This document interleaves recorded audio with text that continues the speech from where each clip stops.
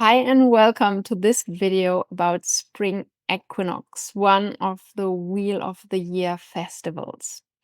I am Lisa Yara, pronouns she, her, and I am a mentor, among other things, a mentor for embodied cyclical living. And I've been celebrating the Wheel of the Year festivals for ages, and I would love to invite you into celebrating them with me and tell you a little bit about them. Um, so today is going to be all about Spring Equinox, what it is about, what we celebrate, the themes of this time, and how you can celebrate in your own little rituals.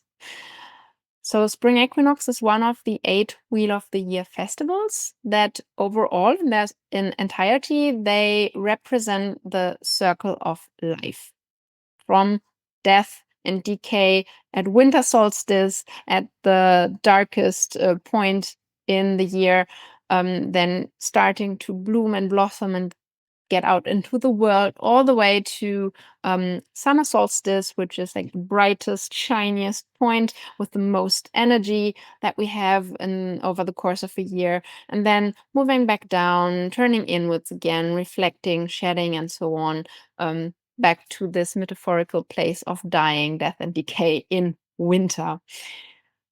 And then between winter solstice, the lowest energetic point, and summer solstice, the highest energetic point, we do have 2 points where light and darkness, day and night, are of equal or similar length. And those are the 2 equinoxes. So this is all about spring equinox. I do have another video about autumn equinox. In case that's interesting to you, go and look that up as well. But spring equinox is celebrated in the Northern Hemisphere between March 19 and March 21. So it can change a little bit depending on the year when the exact point takes place. But it's between March 19 and March 21 in the Northern Hemisphere. And in the Southern Hemisphere, it's between September 21 and September 23rd. Why do we celebrate it though? um, as the name equinox suggests, and as I alluded to before, it's about an equal length of day and night, or a similar length of day and night, a balance between lightness and darkness, and a moment for us to check in, for you to check in with yourself and look at your life and what is in balance right now and what isn't. And maybe what does it take for things that are out of balance to get back into balance. And just to make that clear, to me, balance is not a static state. Balance is like a shifting and tallying. It's a moving process, and sometimes we fall out of balance, and then we have the chance to come back into balance, and that is what it's all about. That is what life is about. So what in your life is rather in balance? What is maybe a bit out of whack? And what can you do to come back into a more balanced and wholesome state? And while we have autumn equinox, which is the balance, but moving into the dark half of the year, moving into the reflection and the inner world, moving into the shedding and maybe even planting of seeds. This time of year, spring equinox, is about opening to the light half of the year. So coming out of the dark half of the year into the light half of the year, and this outward journey of growing and blooming and unfolding that is going to happen over the next 6 months. So life is celebrating. It's celebrating its own rebirth. It's celebrating its fertility. It's celebrating its own love of life. And when we look at the Christian religion, for example, there is like Easter, which is celebrated around the time of spring equinox in the Northern Hemisphere. And that has been taken from the pagan traditions, because the pagan traditions, they were living in tune with nature. So at this time of year, they would celebrate the rebirth. And so Christian religion made it so that now we celebrate the rebirth of Jesus Christ. Um, as a symbol that the dying, the metaphorical dying, is coming to an end. Um, the energetic quality of this time is similar to the follicular phase in a menstrual cycle and the waxing moon phase in the moon cycle. And like, I find it so fascinating how we are simultaneously influenced by so many different cycles around us, within us, moving through us. And all these cycles, they mirror each other. So, where we have, for example, winter solstice as the darkest, lowest energy point, we have the similar energy to menstruation, to the bleed, or to the dark moon. Um, as opposed to like the full moon, the ovulation, the summer solstice moment of rather high energy. Of course, it depends a little bit on your cycle, but like we see those reflected in each other. And so this time, spring equinox, it has a similar energy to the follicular phase when you move out of menstruation and you are not yet at ovulation. So this the energy is coming back, is returning, and similar to the waxing moon phase. So after dark moon and before full moon, that's where what this energy is like, this like opening back up to the world, receiving ideas, being creative, celebrating life.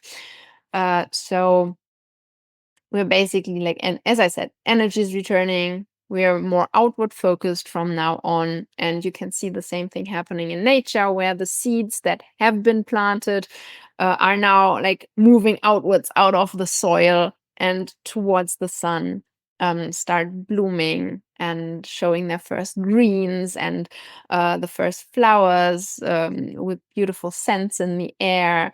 Yeah, so like this is a time of new beginnings, of venturing back out into the world. And you might feel yourself that energy is returning, that now is a better time to start new projects than it was at the new year, because New Year's lies very close to winter solstice, which is when we are usually shedding, don't have a lot of energy. So that's not the best time to start new projects. Whereas now, when the energy in nature and with the sun and everything is coming back, we can make use of that energy and ride that wave and start the new projects that we want to implement in this year. And like, they don't have to be big projects, but just whatever it is that you wish to create in your life this year. So how can you honor this time in your life? For example, by creating your own spring altar. And if altar is too much for you and you don't like this, the spiritual side of things so much, just prepare a simple bowl with a few flowers, maybe, using really anything that reminds you of Easter, of the joy, not Easter, but spring, of the joy of life, of fertility and growth. It could be beautiful flowers, it could be colorful tissue, it could be like rabbits and ladybugs and colored eggs. So like really be Easter like symbols, but it can be just green branches, something that when you look at it, you get all fired up and satisfied and happy about life.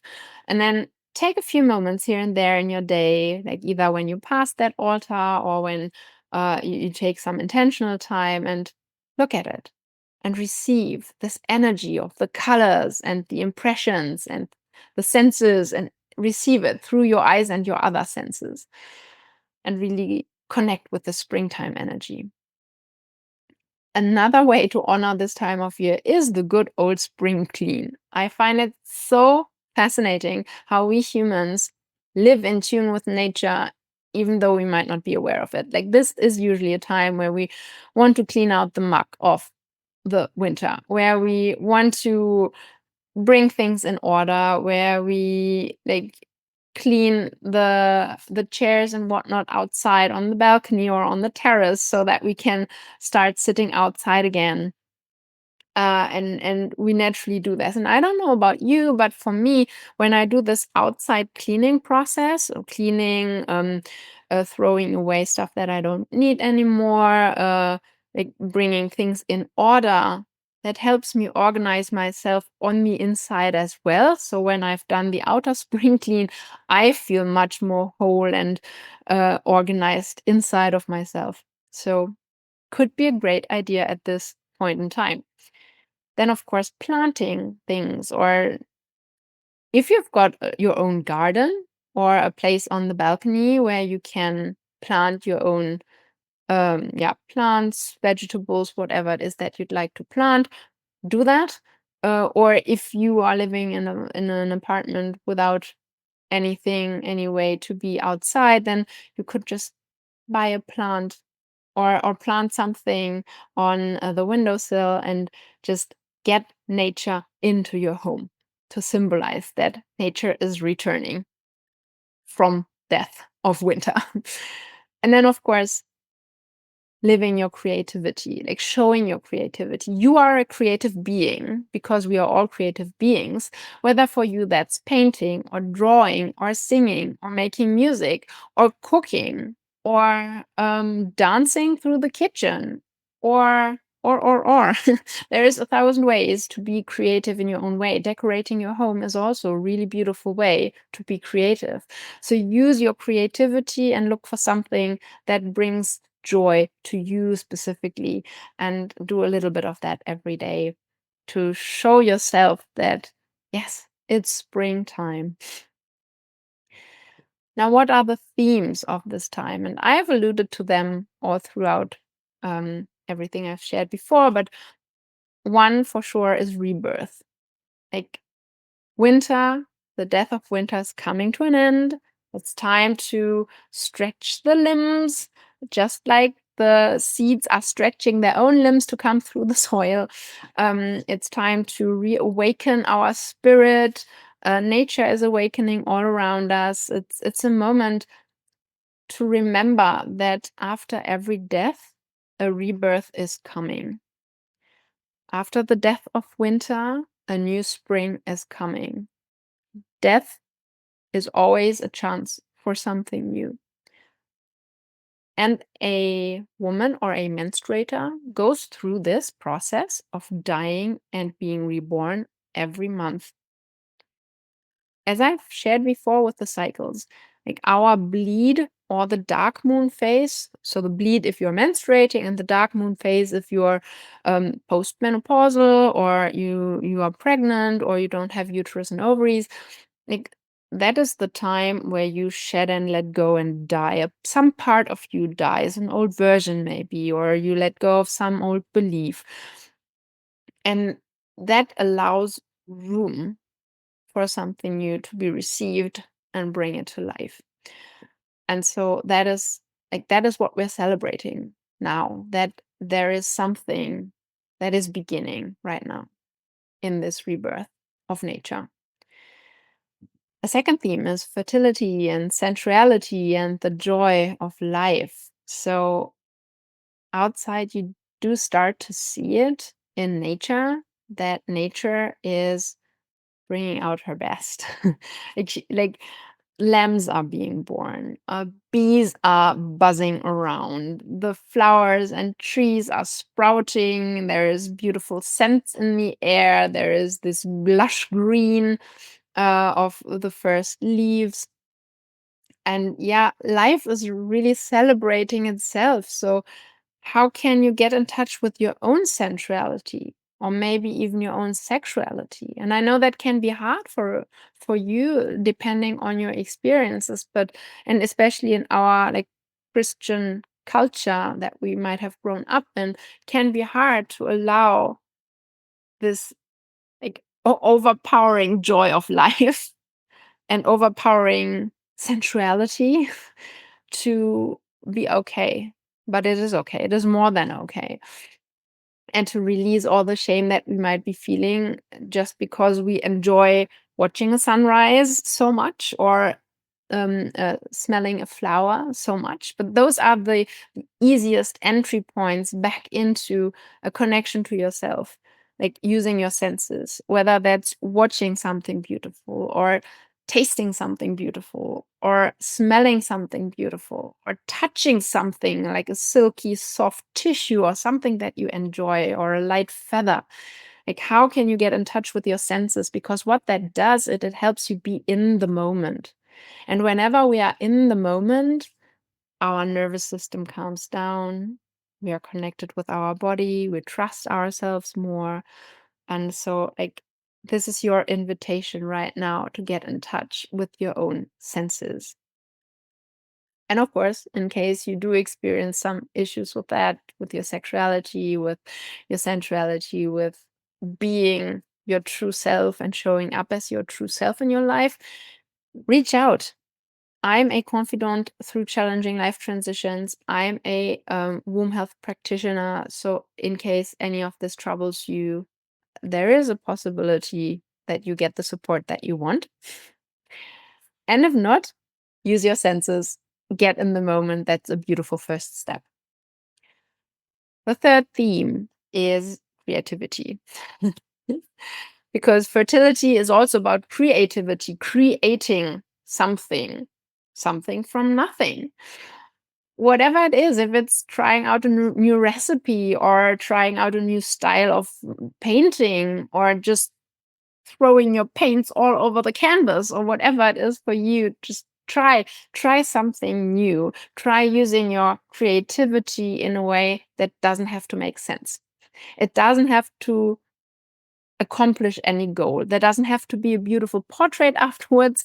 There doesn't have to be anything in particular. It's just about the joy of expressing your creativity in the moment.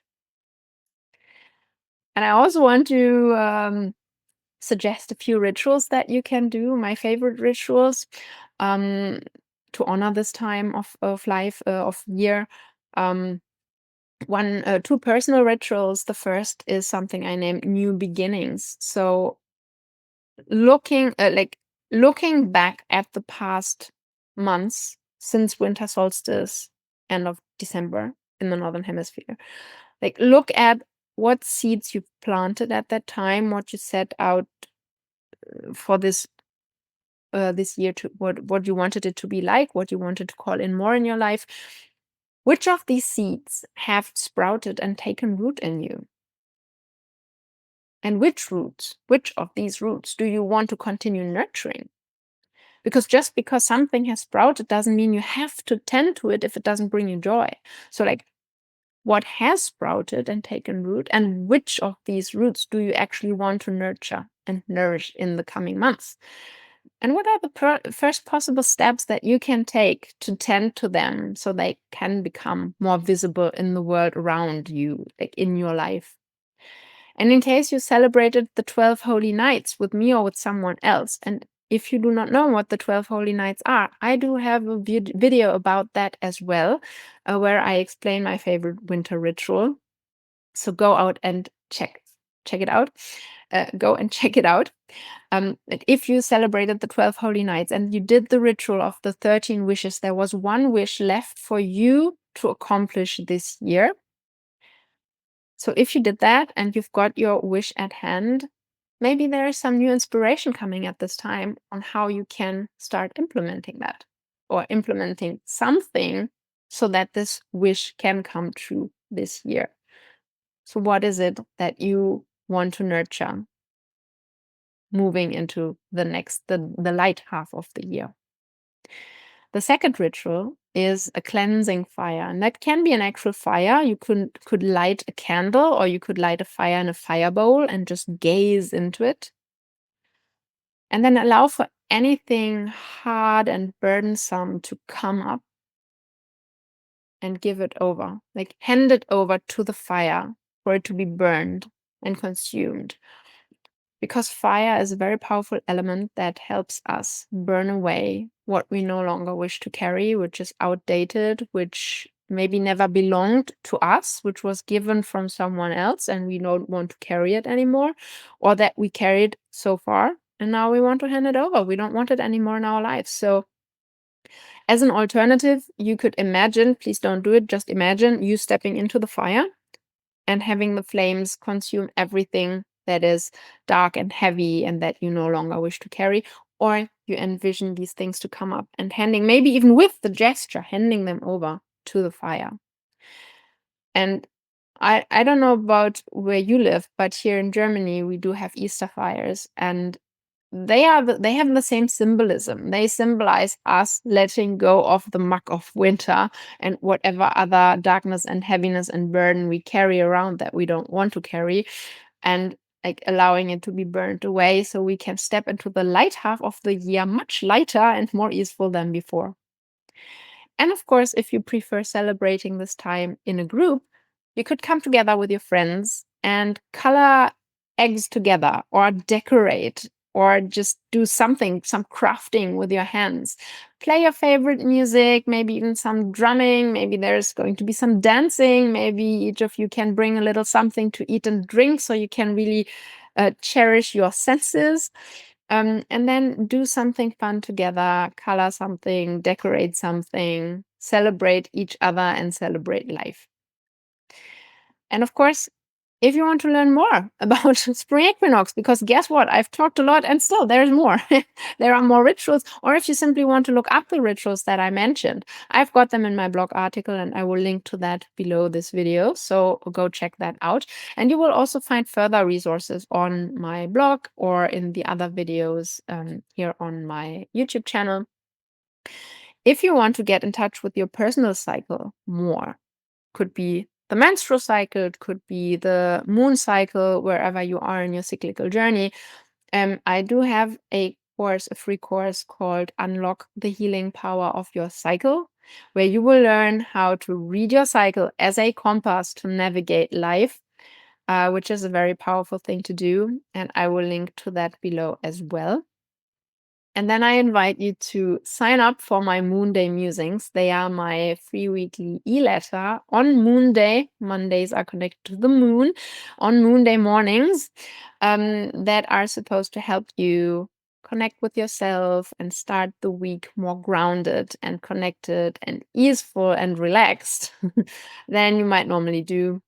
Um, each week anew, I send a little something for you to tune in on a Monday morning. So subscribe to that. And last but not least, what are you taking away from today?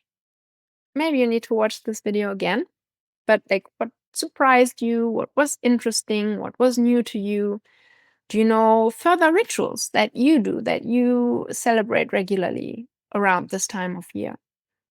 Tell me in the comments. Send me an email if you don't like commenting. My email inbox is always open, but I would love to hear from you. And that's it for now. That's it for today. And I wish you a beautiful day and send much love. Bye.